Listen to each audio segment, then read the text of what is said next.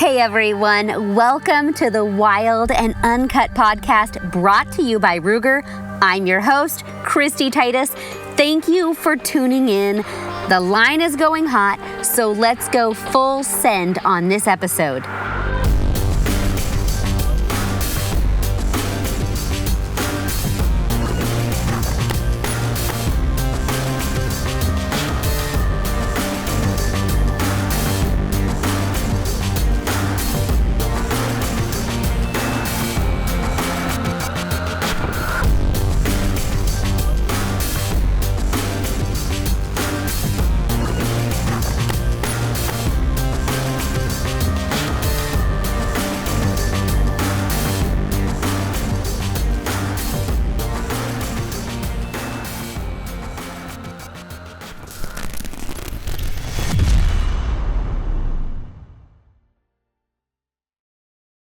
Welcome, everybody. This is the Wild and Uncut podcast. I am in Nashville, Tennessee at the Russell Hotel, which is a super awesome place because it is a church that they converted into a hotel. And the proceeds from this go back to helping the homeless people in the area and really serving their community. So it's this beautiful mission. But inside here, they have this podcast booth that's just blessed. And I'm with my good friend, Jimmy Herman. And they just welcome us into this place, in this space. And it's just super awesome. The vibe in the lobby you guys missed was fantastic because we've got Morgan Mills out there, Narissa Harmon, Josh Carney, you, me, and all of us, I think, are so hungry to see people. It was like, it's a hard time breaking it up to be like, okay, we got to go in the room now, so stop talking. Yeah, it was like first day of school in kindergarten or something like that when you see all your friends from like preschool or something. Yeah, so exciting. Yeah. So you live in Nashville, you like 15 minutes from right where we're at. So This is like the heart of country music. And we're literally in a tropical storm right now. Yeah, Ida, right? That's what they call it. I honestly... Yeah, that's what they call it. Okay, I'm like... IDA. I don't know what it's called. We're here. I don't know what it's called. We're in a tropical storm. It hit Louisiana as a hurricane. The wind is blowing and it's raining and but it's not bad here. No, it's just, typical. It seems like just winter weather here. Yeah. It just rains all the time here. Yeah. So for those of you that don't know Jimmy, he is an incredible musician. I should say him and his beautiful wife are fiddlers. And when I was little, my grandfather played the fiddle. And so I always love and I really appreciate the fiddle as a musical instrument. And when you have a band that performs and they integrate that sound, it just adds this extra soul and dynamic. And you have mastered that instrument in I would say you're one of the best in the world. Well, I appreciate that. At that. And it's just, I was fortunate enough a couple of years ago, I was at the ACMs with Cabela's and he performed with Carrie Underwood. And I'm like, I know that guy. I know him. And he's just rocking it on stage. And I mean, it was such a powerful performance. And you're in that space as a performer, but then you're also in the outdoors as a hunter, and you're a Christian, and you have this incredible story. And I'm trying to go back to where we met, but I know it was at a SHOT Show. Yeah, right. A handful of years ago or something. Yeah. I don't even remember. Do you remember who introduced us? That's a good question. Racking the brain. I don't remember who introduced us either. But we were introduced. Was it Rick Caron didn't introduce us, did he? Was it Rick? Oh, boy. It could have been. It could have been well. Rick. It might have been. Rick might have shot me a text like, hey, Kristy, my buddy Jimmy Herman, you got to meet him. And then we did like a blind SHOT Show date. Like, oh, hi, we have a mutual friend. I don't know you. You don't know me. But hey.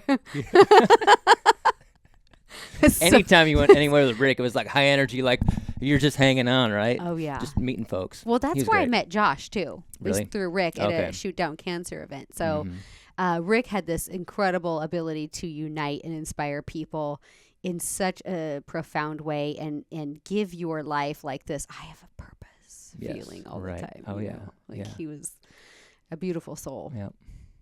Yeah, we miss that guy. For sure. Amen. So you met Rick how? That's another good question. Oh, you know what? So I know Jason Aldean and his band guys. Okay. And we were all playing an event in Austin, Texas. And I believe one of Jason's guys posted something about Rick online, because of the pancreatic cancer that he had. And some foundation he was a part of or helping out. So I Project Purple. Yeah, so I saw that, and I was like, I'm just going to post something and help this guy out too, And I was in Austin. I was in the gym, and I posted something. And then Tully's Jason's bass player, and he texted me. He's like, hey, Rick is here in Austin with us right now. So I met Rick that is so at crazy. this event. I'm trying to think what the event was, but it was in Austin, Texas, yeah. So you just had this feeling, well, I like to think the feeling is the Lord, that spoke to you and said, hey, you need to reach out to this man. And then he was there. Yeah, it's 100% the Lord. There are no coincidences, whatsoever. So, but yeah, that's how I met him, which is pretty crazy and pretty How awesome. did you start your journey into the outdoors? So give everybody like a backstory of how you grew up with music, with the love of the outdoors, with your faith, whatever. And then where you ended up, like everybody in the hunting industry has a Jimmy Herman t-shirt and they hang in their closet. No joke. I do. There's a couple of you out there, I'm sure. Everybody's got one. Okay. Well, I grew up in Wisconsin on a dairy farm, and, Wisconsin has the smallest whitetails in the whole country. Right. One of them. Yeah. It's a Right. joke. Yeah, I'm like. That's a joke. But where we're at, we don't have big deer. Yeah. It's just the neighbors. Anyway.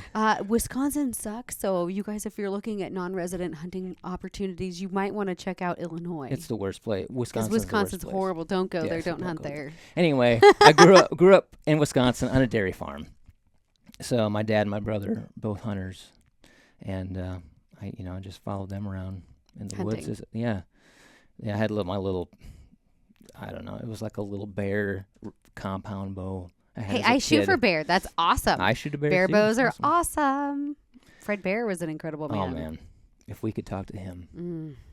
Yeah, I wish he was around today, but his spirit is for sure. Oh yeah.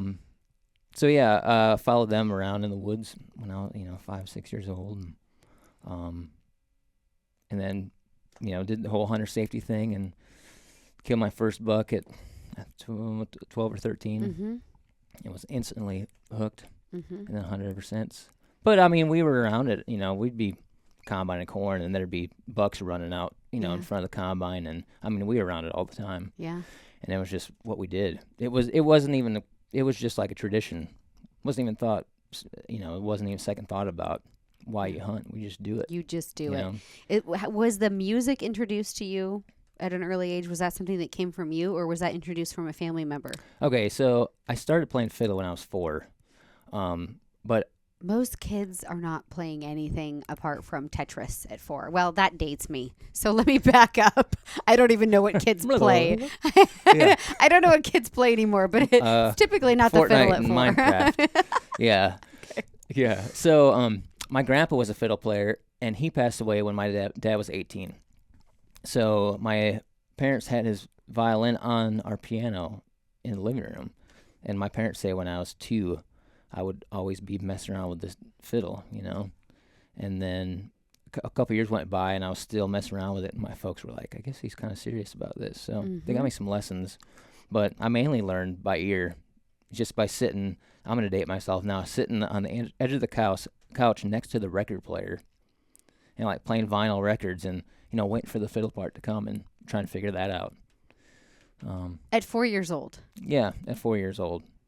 That is unreal. That is unreal. Yeah. That's like Beethoven level of musical genius there. Well, I don't know about genius. It's just a will to figure it out. Yeah. You know what I mean? And my dad played in a band. He played bass in actually, I grew up playing polka music early on, the Oompa stuff. He's actually on the Netflix series Polka King. JK, yeah. I'm just kidding. That's He's right. not on that. They do have that though. That's right. You're right. My husband started watching that the other night, and I'm like, "You put on the Polka King, and that's fine because I'm gonna last 5 minutes. I'm out." Yeah. But you said he's German, right? Yeah, Part German. So my husband's German, and the Polka King was German. So anyway. Yeah. perfect. So that totally irrelevant. That's all right. It's all good. Yeah. So I played in my dad's band. Probably started when I was 5. Your dad had a band. Yeah, he was in like a classic country / polka band up in Wisconsin. Okay. So I would sit there and mimic the fiddle player they had, and then once I learned enough songs, they had me sit in on the set, and then eventually it went from the Country Gents to Jim Herman and the Country Gents. They changed the name, and then I was like the front guy as a little kid for the band since I was like 6, playing 4-hour sets. I mean, I couldn't tell you how many gigs I've played, as a kid. That is unreal. Yeah. So, I was playing live shows since I was 6 years old, and like I've never stopped for a week. Yeah. That was just your calling, and you knew it. Yeah, I knew it. So you were playing, you were hunting, you were doing your farm, the whole thing, and you ended up saying, okay, I want to take this hunting thing and do something more with it.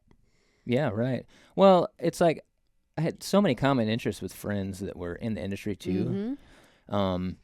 And then I think it just kind of started by going to ATA and SHOT. Yeah. And that was like, I almost had more friends in the hunting industry than, the music industry, just because here in Nashville and touring, doing major act touring, you hardly see your friends. Yeah. You see your friends more on the road than you do in town. Well, that's the way it is with hunting too, because we're in the woods, and it's as connecting and intimate as that is, it is an intimate setting. There's a couple of you, and then we all really connect at these shows, and that's where fellowship is really made. And yeah, and the whole help of social media, where it's like, I mean, when you run into someone in person after following them, whatever, you feel like you know everything about them, like to the point of like, oh, when you wake up, you do this, and when it's like, and then you see them in person, and then you're like, all of a sudden, like this,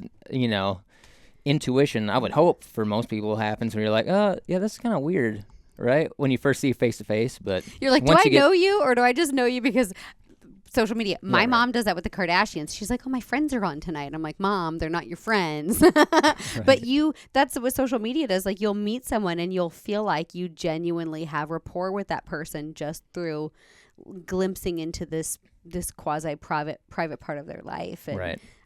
It's really strange when you think half the people have fake names, which thankfully you have a real name, and I have my real name on social media, because sometimes I meet people, I'm like, oh, this is Barbie Hunter 101, and I'm like, what's our real name? Can we call her Barbie? Right. Like, what is this woman's name? Nobody knows. Yeah. So think about that when you make your handle. Well, and the other thing too is like, you'll go to, let's say, whatever, ATA, and you're walking, all of a sudden somebody says Kristy, and they look at you like, and they're like you should know. And you go like, you're looking at me like we've been best friends forever, and I can't place you. And then they'll say like, hey, Jack Spade, bow hunter 47. Yeah. I'm like, oh my gosh, that's right. Okay. You're like going through your doing this thing. It's like your stage name. If you're a performer, like you don't have your real name up there. It's like, all right, it's very confusing. But it is what it is, and it's fun. It is super fun. And it has been such a kind of a bummer year, especially like for you, it's probably twofold because you're a performer. Yeah.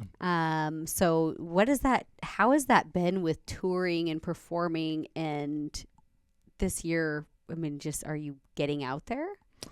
Yeah. I really didn't stop performing at all. I just kind of adapted once the COVID thing started happening. Like the whole music industry shut down, the entire thing. Touring was non-existent. And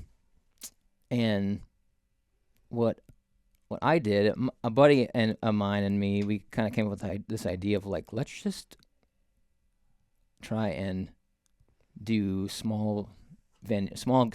So like reconnect in an intimate way. Basically like going back to our roots. Yeah.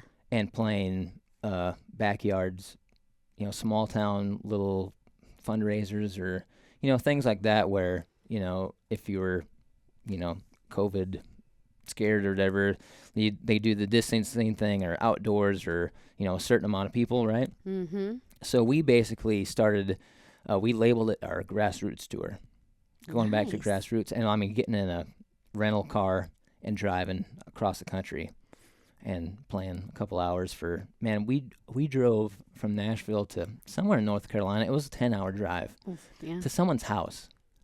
And they had built this screen patio in the backyard, and all the neighbors, they had a big old potluck barbecue, and all the neighbors pitched in their money to hire us to come play. And we just played for, it was,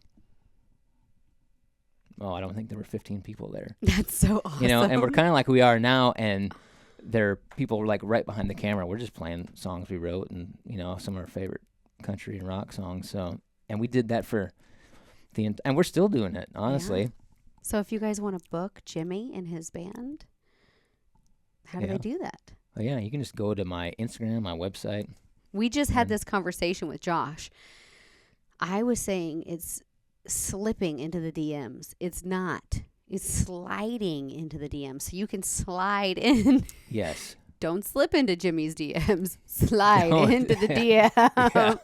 It's so funny because there is, so people can book you through that. And that's really, that I had no idea because that, like, as a fan, musical talent is so much more accessible than I think a lot of people realize. And I'm talking to Morgan about that as well. And it's like, you would think that these people, they would never come play at my whatever. And right now is a great opportunity to take advantage of that. Like, hey, small shows are in. Yeah, the thing to do.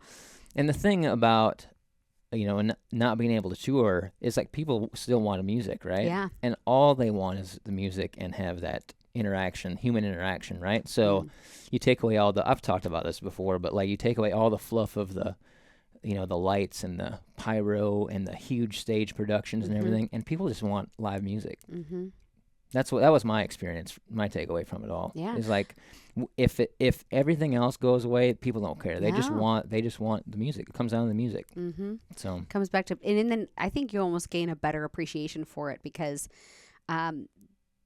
you hear the emotion and the tone and the heart that goes behind a note, and you connect with that music at a much deeper level when it is raw like that. Yeah, there's something about a person, like a guy with an acoustic guitar and a song. And if you can grab someone's heartstrings, tug on those strings with just that, you're really doing something. That's it. We were at the Well-Armed Woman last week, and it's a conference. There's 500 chapters across the country, like 15,000 members, and the chapter leaders come. And Morgan performed, and just, there's like 200 of us in the room, and she just knocks it out of the park, and they're like, I forgot how wonderful this feeling is. You forget how wonderful fellowship is, and bringing that back around, you created all this fellowship by going to these shows and brought people into your hunting journey. You're only a bow hunter though, right? I rifle hunt, and I grew up rifle hunting. Yeah. And I don't have anything against it. I just really enjoy. If I had to pick one, I'd pick archery for sure. Archery, yeah. Because that's what I follow you all the time. I'm like, oh, Jimmy's getting ready to hit the tree stand. Right. Like, you're shooting in your backyard. Yeah. Hey, and no lie, I was in my upstairs last night. Like, I was building some arrows and putting broadheads on the arrows and putting in the quiver and just kind of, getting ready for it. When do you start hunting here? I usually start the first week of October. I think season starts October 1st, somewhere in there. Yeah. The thing about Tennessee, which is a lot of the South, is have you experienced chiggers? No. Huh. I'm so lucky. Chiggers are the worst. We don't have them in Wisconsin. Okay. Somebody can probably describe it way better than me, but they're like these little microscopic bugs, like ticks or something, right? Yeah. And they're usually in tall grass. And, you'll be traipsing through brush and weeds, and if you're wearing like light colored pants, you'll look down and there'll be like a glob like that, and all of a sudden it just goes everywhere. Well, it's all these chiggers, and they'll come and they'll bite you, right? and it's like a mosquito bite times 10. Oh boy. I mean, it itches like crazy. Crazy. And for weeks. And you go, oh, it's probably like a mosquito bite. So you just scratch it until you basically hit bone, right? And you're like, oh, that feels great. And then it comes back like 10 times worse, and it lasts for a few weeks. So where I hunt at our place, the chiggers are, I think they're all at my house in Tennessee. So I just stay out of the woods till what about October. DEET? Does DEET work at deterring them? Yeah, DEET, flamethrowers work well. Yeah. Yeah. Any of that stuff bad. usually does. Yeah, it's bad. They have tiny ticks in Sweden, and my husband and I went on a walk last summer, and I looked down, and my leg was covered in them, and I'm like, I must have like walked through a nest, and they are so tiny you can't see them, and they're like a legitimate tick. Yeah, and they'll get in and crawl into your body, and you're not getting them out. Like, you can kind of see them a little bit. You get tweezers and you start yanking on them, but it's similar. It's equally as disgusting. Yeah, and there's seed ticks here too, and to me they're both the same thing. Really, I know they're not, but yeah. And so like chiggers too, they're tiny, but once you spot them, you'll be like, oh, there's one, and then you'll see and then you can. What about like flea and tick shampoo? Like, this is like one thing I did in Kentucky. One time I was turkey hunting here, and I went and got flea and tick shampoo after my hunt, and I literally washed my body in dog shampoo. Yeah. Because there were so many ticks out there, and I was picking ticks off my body. I'm like, what if I'm missing a tick in an unknown? Yeah. And so I washed my hair in flea and tick shampoo. Does that work? Is that effective? I don't know. Maybe. There's no shame in trying it. No way. I got no shame in it. I'll use dog shampoo. Hey, when that happens, like whatever it takes. Yeah. At that point, it doesn't matter. No, you just want relief. Yeah, totally. You want to be able to sleep in your bed and not freak out. Yeah, like my first experience with chiggers was I took my son camping out here in Tennessee when he was 3. Like, it's like, oh, because I was on the road a ton when my first 2 were born. So I was like, man, I always felt like my son didn't want anything to do with me because he was around mom every day, and I was on the road, and he'd see me and be like, oh, that guy, whatever. So I was like, we're gonna bond. I'm gonna take him camping, whatever. So we did the whole camping thing, and I get in my sleeping bag, and you know how you're falling asleep, and then you feel like something's crawling on you, and you're just like, whatever. Yeah, and that happened a couple times, and we woke up the next day, and rolled up camp, got home. And I was sitting at the kitchen table, and I could feel something on my arm, and I was like doing this whole thing, and it was still felt like it was moving. So I just looked like this, and I saw one hair like move over, and I spotted a chigger. And then like I said, once you spot one, you can spot them all. Anyway, needless to say, I was covered from the neck down, and I had to play a show the next day. With Carrie in like Atlanta, and then we flew from Atlanta to London, and it was the most miserable thing ever. Because you're trying to perform, and you're really you want to itch your skin down to the bone. Yeah, I had bites everywhere, and I had to perform, and then go fly. Do that whole thing. I'm gonna sneeze. Excuse me. Are they transmissible? Sorry. Bless you. Sorry. I don't have the China flu. That's okay. It has many names. Yeah. So does it spread? Like if I'm sitting by you, I'm like, oh, Jimmy. I suppose they could hop, skip, and jump over to you. That's what I'm wondering. But I don't know. They're like, they bring in the infectious disease committee for Jimmy. He gave the whole concert chiggers. Oh, it was awful. That is really bad and horrible, actually. So I empathize. So you are a diehard because you hunt despite chiggers, and I think they have chiggers. I think they have chiggers in Texas too. Oh, I'm pretty sure. I'm sure there's probably do. Lots of places that have them. I was elk hunting in New Mexico a couple years ago, and somebody told me they have chiggers there too, and I don't know that I believe that, but maybe it wouldn't surprise me. Who knows? I hope not. I hope not. I'm gonna try to avoid those zip codes. What about in the winter? Are they better in the winter? Yeah. So, like I was saying, like I usually stay out of the woods till October 1st to deer hunt. Yeah. Because the study I've done over the years and years of living here is that on the property I hunt, they're usually out of there right around October 1st. So you're safer venturing in then. Yeah. Yeah, you're less risk of getting that. Yeah. So what do you have planned for hunts this year? Just whitetail around here, Mm-hmm. bow and gun. I'll probably go back to Wisconsin. Yeah. During the rut and do some bow hunting. And really, I was gonna go out west and do some elk hunting this next month, but the whole month I got slammed with shows. Yeah. You're busy. Yeah. Where can people watch you perform? Well, let's see. You're like, I have to think about this. I went through my schedule last night, and it's kind of chaotic. I'm playing with, so I tour with Guy Penrod, who's a Christian artist. Used to be with the Gaither Vocal Band. I do my own solo shows and do some duo shows with a buddy of mine, Chris Hennessy. He plays for Jamie Johnson. He's a heck of a songwriter. And then I actually snuck away today because I'm learning songs for a tour I just signed on to a couple days ago. So I can't really say anything about that yet. But so I was so lucky. Like, I came here and I slid in to your DM.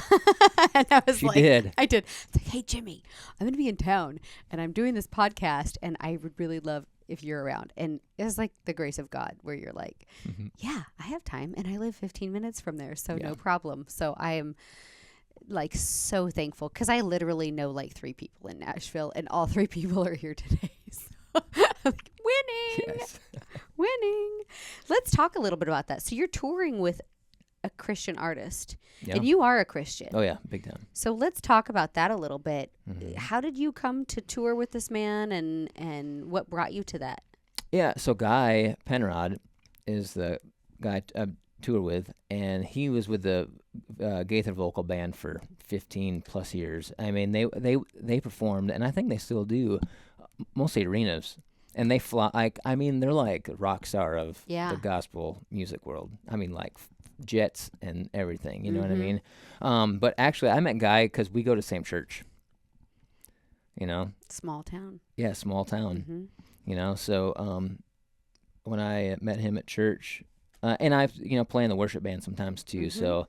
Morgan needs to go to your church, but Morgan's church is online, and Narissa lives from Girls with Guns lives in California, and she actually goes now to Morgan's church online, and they're like, well, you should join our church too. And I'm like, well, it's online. You can be anywhere in the world and go to Morgan's church, but that's the unifying power of it. But that's really great that you guys are doing this musical fellowship, and that like that talent in a community. And during worship, during song, I mean, that's where you open up your heart to Jesus, and you feel the Holy Spirit. And I can't imagine how much Holy Spirit is filled in that room with these guys performing. That would be powerful. Yeah, I mean, and taking myself out of the equation, like, I mean, Guy's phenomenal singer. I mean, phenomenal singer, and as great a preacher too. So, I mean, sometimes he'll preach on the same things every now and then, and it'll hit me different. Something that I listened to the night before, he'll say again the next night, and it'll bring on a whole new thing to me. You know it's what I mean? It's like a reveal. Spiritual reveal. Yeah. Is your church virtual as well? Yeah. So the church is called Grace Church in Nashville, and we meet in Franklin, just south of downtown Nashville, and it's online every Sunday. I believe it's 10 o'clock. So people can tune in and actually watch you perform online, virtually, with your church when you're there. Yeah, right. And be a part of your guys' worship. And the cool thing about Nashville is there's so much talent here, musical talent, and there are a lot of Christians here, so some of the musicians that will get up and perform I guarantee you probably all would know some of them. Yeah. You know what I mean? And they're just there humbling themselves, and just playing in the Spirit, and it's pretty amazing. Yeah, I can only imagine. Yeah, because I'm always asking Morgan, I'm like, why aren't you singing at your church all the time? Because really, when she comes to an event and for example, last weekend, the first time I saw her perform with these ladies, it was really a spiritual awakening for the weekend. And so, we start out the first night of this particular conference, the Well Armed Woman Conference, with Morgan performing. That's the first night. And it is a spiritual awakening. It's like all the ladies get feeling it, and they let their guards down. Yep. And, you open up your heart, soul, and mind. And, it really sets the tone of receiving. Yeah.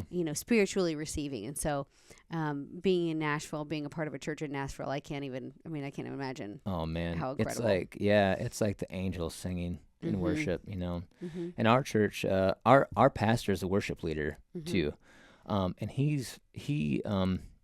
there was a big revival in Pensacola, Florida, back in in the mid 90s, like 95, and it was like 5 or 6 years, and he was the worship leader there, and there were millions of people that came through that church, and they worshiped every single day, for hours and hours and hours and hours. So he's went through an actual revival, and he still carries that spirit with him, and it's pretty powerful. Yeah, I can imagine. So what are you doing in the outdoor industry specifically right now? Are you taking your music out there? How are you appealing, or I shouldn't say appealing, how are you connecting with the outdoor industry? Because obviously the way we've done our connections with people has changed so much. What is Jimmy Herman doing now? Oh, well, just like different avenues. Oh, yeah. Well, I've got some film things I'm working on, and I've been tossing around the podcast thing for years. It seems like that's a potential thing that might happen in the near future. I was just talking about this with Josh. Like, we can't get together right now the way we're accustomed to, and the way for us to have fellowship right now, I think a lot of it's why podcasts are so popular, is because it gives you that opportunity to hear from a person, hear about a person, get a look into their soul, into their spirit, into who they are, what they're doing in a longer format, because you can't see them face to face. Right. And this might be, podcasts have been around a while, and I'm like, oh, great, another podcast. I want to do it. Kind of. But there's a point of them. I mean, there's people that listen to podcasts when they're driving, when they're working out, when, they're filling space in their lives for many reasons. There's so much outreach and fellowship that can be created through them. I think that's a great idea. Yeah, well, thanks for the encouragement to do it. You could use this studio. That's right. I don't know how to use all this stuff behind me. I'm not going to lie. I walked in here and I was like, wow, the Russell has it going on, but I'm going to use this because I don't know how to make this all jive. Yeah. That you would have the pay grade that you could run this. That's above mine. I'm not much of a button pusher. Yeah. If it's got strings, I'll mess with it. But yeah, I'm out. I was like, okay, that's that. But the great thing about your podcast is you bring it with you everywhere. I carry my podcast on the airport, and people want to be a part of your life, and you have such an incredibly interesting life. Like, podcasting with your sphere, bringing that out is. Yeah. I would hope so. Yeah. I think anybody has their own story, right? Yeah.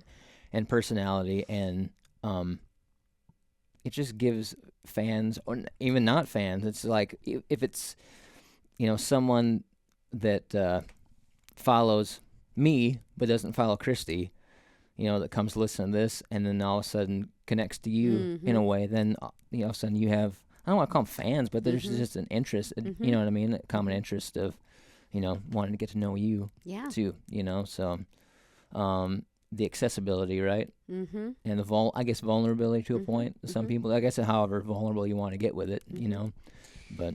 Are your children, now I remember your wife was pregnant just a couple of years ago, so you have a young, how old's your our youngest he'll be 2 the end of September. Okay, so I was kind of spot on my timeline. Yeah. 3 children, correct? 3. So how are you raising them? Because your wife is an incredible musician. Yeah, she's great. She is not only a beautiful human, but she's an incredible wife, mother, and bless her heart, she's homeschooling your kids. She is, and she is really the anchor in your home. And how are your kids? how are they with music and hunting right now? I mean, how are you helping develop their little brains and in that world? Yeah, well, we're not pushing them to do music by any means, but we have instruments are all over the place, and we listen to music all the time. But I want them to be their own person too. Yeah. So when they do show interest, like I'll give them some lessons here and there. Actually, my son wanted to learn to play drums, so we got him this, little, kind of junky drum set, at least just to see if he was even interested in it. Well, I tried to show him a couple things, and he's like, "Yeah, Dad, you don't know what you're talking about." So, I mean, he didn't say that, but that was like the look I got. That's right? the tone that all kids give their parents when their parents are trying to teach them something. Yeah, he's like, please, I don't know Dad, that you really know what you're talking about. I was like, well, okay. But he would take like the Alexa in his bedroom because we had the drums, and he was self-taught. Like he learned how to play drums just by listening to music, and I guess kind of hit on the whole him getting started in drums. I was learning Kiss songs because I was playing with Gene Simmons. I was going to play some shows with Gene Simmons. So I'm sitting there watching YouTube videos of Kiss and whatever, and my son came over and he's like, "What are you listening to?" And all of a sudden he saw like all the makeup and everything. And then he gravitated towards Peter Criss, the drummer, and then next thing I know, it's like we're doing makeup and he's, playing drums, trying to learn how to play drums. So Kiss is the thing. Was what got my son in playing drums. There's a little boy I follow. He's not such a little boy anymore, but he was a little boy when I started following him. His name is Luke Wright. Have you heard of him? Luke Wright. Luke Wright drums. He's literally, when I started following him, like 12 years old. Really? The kid is unbelievably talented. You should have your son follow him just because it's like another young kid. Yeah. And this kid is unreal. Like, and I look at this at the scope of like, there's a lot of adults that can't play the way this little kid is playing. And he is just so talented. But I've years of watching this boy cultivate a talent, and his devotion to it is incredible. Just like, hearing your story from you, picking up that fiddle or having interest in it of 2 years old. And it is a cultivated and a devoted talent that you have to apply yourself to. Oh my gosh. Yeah. It's it's not the whole thing. Like YouTube's awesome, right? Because I mean, if you want to learn something, you can just go YouTube it and get the general gist of it, right? Yeah. And you could learn how to play a song on fiddle or guitar or whatever.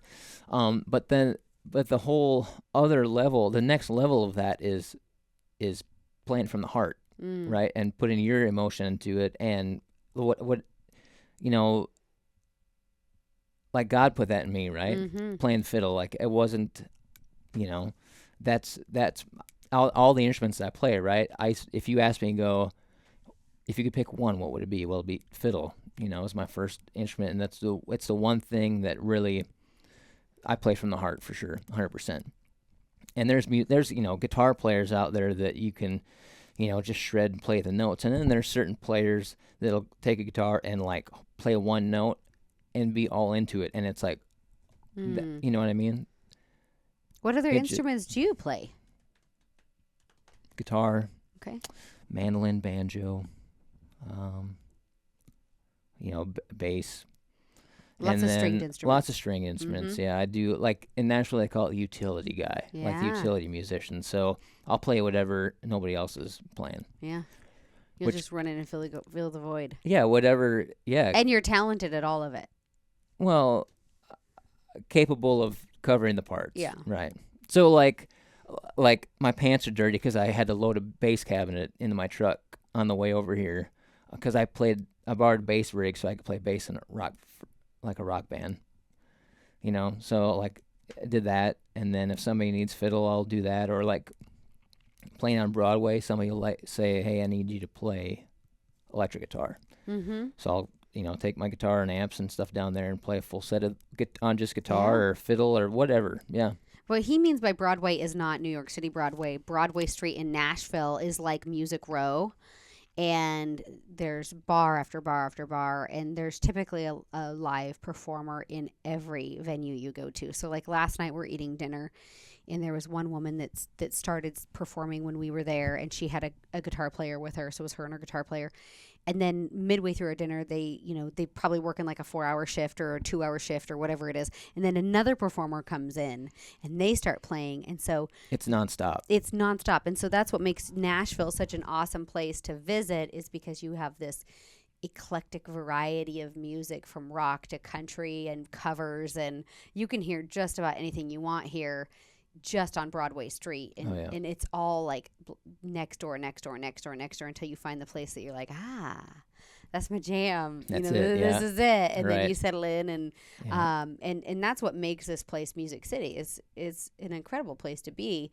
Are you going? I know Fort Worth has kind of taken over, or taking a little bit of the spotlight from Nashville as a music hub. Are you spending a lot of time in Fort Worth?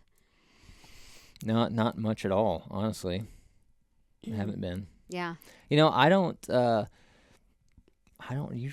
play Texas a whole lot. Yeah. I'd love to. Texas has its own thing, like that whole red dirt movement thing, which is cool, Mm-hmm. And Austin has its own thing. Yeah. It's a total muso city. But yeah, it's like Nashville, New York, LA, they all have their own vibe and their own deal on music, yeah. Mm-hmm. So you're still touring around the country despite, kind of the COVID, which I've been the same way. I've continued to travel and tour and do the things that are good for my heart and soul. Right. And your family's here, and you're balancing all of these things and raising 3 beautiful children. And are your kids into hunting? Yeah. My middle son is probably the most into it. It's tough because they want excitement. So I'd say I take them out in the stand, and sometimes it's not so exciting. Most of the time you either don't see something, or there's not monster bucks walking by every 2 minutes. But that's another thing, I don't push on them. Mm-hmm. But I will tell you, they love wild game. Yeah. And that's all they've eaten at our house since they were born. We basically just eat what I kill, and like we went. I have to modify this story because the person I'm going to talk about probably might watch this. But we went to a friend's house for a holiday once, and they had these huge steaks, beef, and everybody got their meal, and the kids are eating their meat, and all of a sudden they go, "Hey, Mom, this meat tastes weird." Oh no. and we're like, "No, it's fine." We're like, "It tastes weird."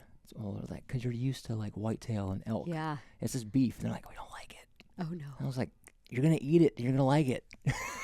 Swallow your food. Yeah, it's a steak. That's like the opposite of 99.9% of America. I would say. Yeah. Like, so, that makes me feel good. My kids are you're like, doing it right. The wild game thing, and that's the norm for them. Yeah. It's not, me, bringing a deer into the backyard, hanging up at the tree and skin it. And they're not like, "Oh my gosh, that's crazy." My It's dad like murdered. Bambi. Yeah, they're like steaks. Yes. That's awesome. So you're doing it. It's parenting done right. Yeah, and like I'll catch my daughter like in the backyard shooting her bow every now and then, which I'm like totally surprised with because she's kind of, more girly girl. Mm-hmm. But I hope that, just my actions, I guess, might just be enough to influence them to do. Because there's nothing worse than forcing a kid to go do something. Like I know how it was when I was a kid, and if I was forced to do something, it was. You didn't want to do it.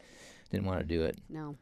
So coming out of this culture of big city life, but Nashville, I mean, even in the music industry, there's so many dynamics of it. I don't want to generalize too much. How do you use what your lifestyle is to maybe influence or change the minds of those people that you encounter that might be anti-hunting?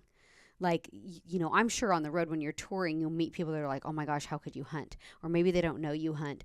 But how do you use that time to influence them? I mean, what are some of the things that you tell people? It's more of a lead by example kind of thing. You know what I mean? Like I don't ever start a conversation with somebody and be like, hey, have you ever thought about hunting or eating eating wild game? If it comes up, it kind of opens the door, and all of a sudden they're like, wait, hang on, you do what? wait, you hunt? Like, I rarely ever run into somebody that's like, oh, you kill things to eat? Oh, that's whatever. Usually they're like, wait, what'd you say? Mm-hmm. You hunt, and that's what you eat? And it's like, yeah.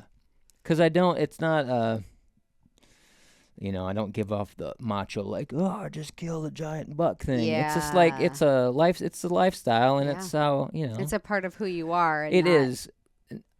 It's not like I'm out there holding a neon sign. Mm-hmm. You know what I mean about it? It's just part of who we are at home.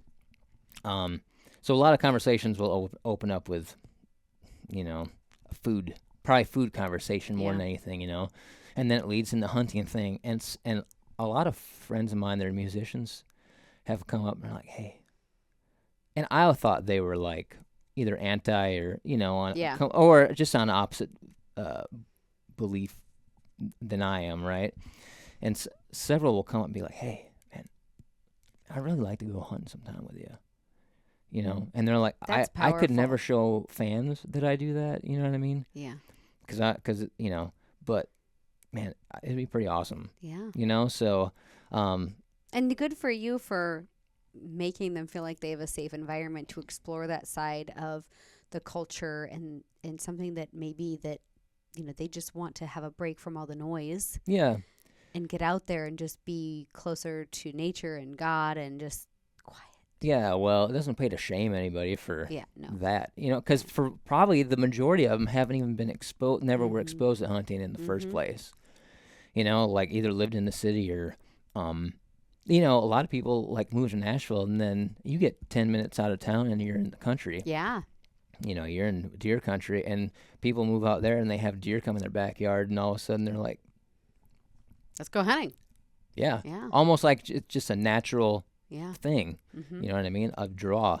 So, conversations usually open about food and then it'll go to like, oh, well, how do you hunt? Like with a gun or whatever? And I'm like, yeah, sometimes, but I enjoy bow hunting more. And then that really is like the mic drop. Oh, yeah. They're like, Wait, you what? And it's like, yeah, I gotta get super close, And then I've been hunting with traditional equipment the last 3 or 4 seasons. So, and then I'm like, yeah, I killed a buck with my recurve. And they're like, wait, like recurve? I'm like, yeah, like just a stick and string, pretty much, And they're like, no way. So, I'll have some of those people, friends or whatever. They'll come to my house and shoot in the backyard or whatever, or nothing else. I'll just be like, hey, I'll grill some elk steaks. Just come over and just try come to over enjoy this. Mm-hmm. And see what Try you think. It. Yeah. Because some people are like, I do this sometimes. Like, I just wait for people to eat the food, and then I'm like, so do you want to know what you're eating? Yeah. Like, surprise! Yeah. And they're often very surprised at, the taste value of the food is tasty. Yes. And, several people I've run into, they're like kind of sophisticated, like metro kind of guys. Secretly just want to go hunting. Yeah. And eat what they kill. Yeah. I think there's a human component to that comes that's timeless, that's built in the soul of the man. You want to hunt and you want to be the protector and you want to be the spiritual leader of your family. And there's all of these things that are like innately man, and there's nothing wrong with that. Like, it is part of being a human. And I think it's something that we should embrace more than we should criticize and cultivate that desire. There's nothing wrong with being a man and wanting to go out and hunt and provide and regardless of what background you come from. I mean, it's the same as like if you grew up in town, you're like, man, I just want to raise my own beef cows. Mm-hmm. And so they go buy a farm and try and figure it out. Like, I mean, there was a ton of urban gardens. We went on a 4-mile walk yesterday and there was tons of urban gardens and chickens, and so you're seeing that kind of field to fork in a micro scale in this urban space, and I think that's awesome. It teaches kids so much about where your food comes from, the process, and the appreciation level is increased when you have to almost earn food and cultivate reaping and sowing, Yeah, right? It goes right. back to some biblical things. And Yeah.